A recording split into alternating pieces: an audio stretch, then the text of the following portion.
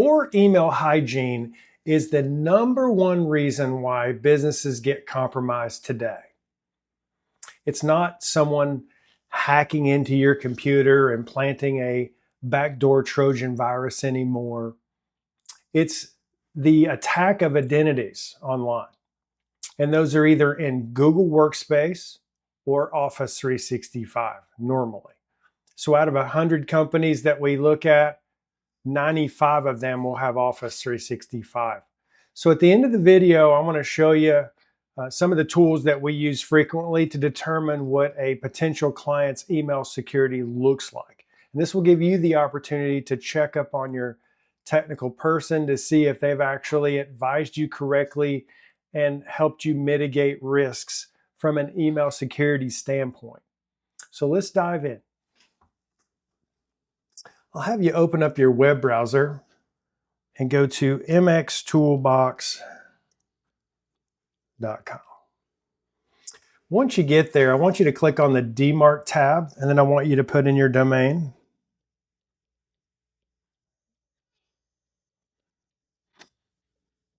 And if you get a green bar, that's a good sign.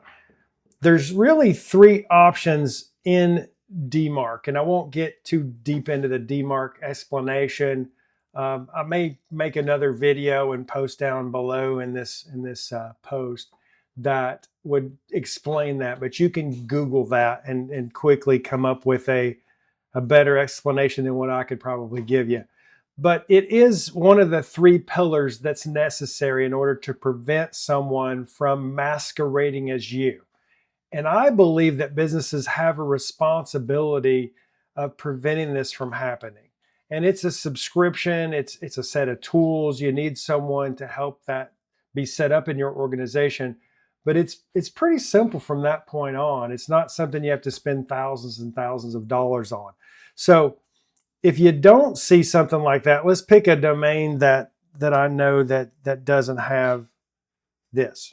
So if you see this here, that's not a good sign that you're not participating in any type of DMARC policy whatsoever. The other tool that I want you to go to is called Learn DMARC. So you'll just go to learndmarc.com. It looks kind of scary. It looks hackerish. It's safe. So what I want you to do is copy the email address here, open up your Outlook or whatever email client you have. I say Outlook. I'm being a little assumptive there. And email the address listed there. You don't have to have a subject or anything. And once you've sent the email, it'll take a few seconds, usually less than 30 seconds.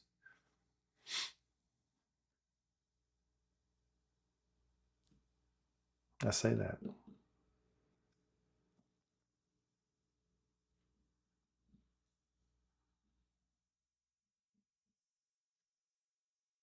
Waiting. Okay. So once it's received, you'll have to click continue a couple of times during this process. But what we're looking for is 3 things here. We're looking for a sender policy framework record. Most organizations have this. You really can't send email without it. You can, but you're gonna get a lot of emails quarantined. So ideally, you would definitely have an SPF record that's been around for over 30 years. Most organizations have an SPF record. It's not enough anymore.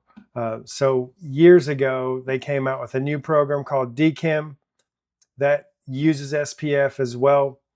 And that helps authenticate that the email is actually coming from your organization. So hopefully you definitely have SPF. And as we click continue, we're going to check the DKIM records to see if those exist. And you can see our domain does have that. And then lastly, we're going to click continue, and we're going to go to check the DMARC policy. Most organizations probably won't have a DMARC program in place. Continue again.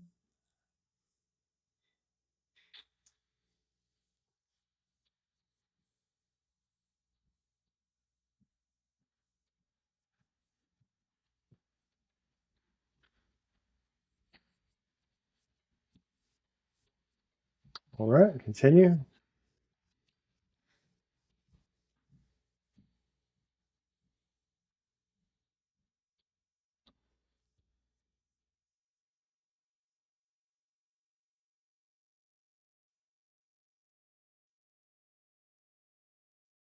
All right. So if you get all green, amazing. You should be in a good position to prevent threat actors from masquerading as you.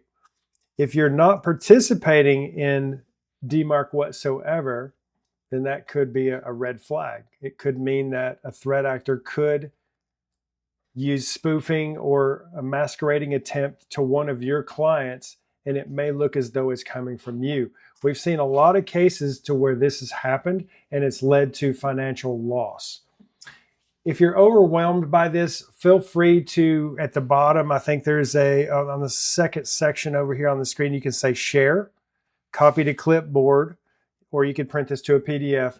Feel free to send me these results. You can email me at Brian, that's Bryan, at dataprosit.com, and I will be glad to interpret that for you and send a response to you and let you know exactly where you stand and what you should do next.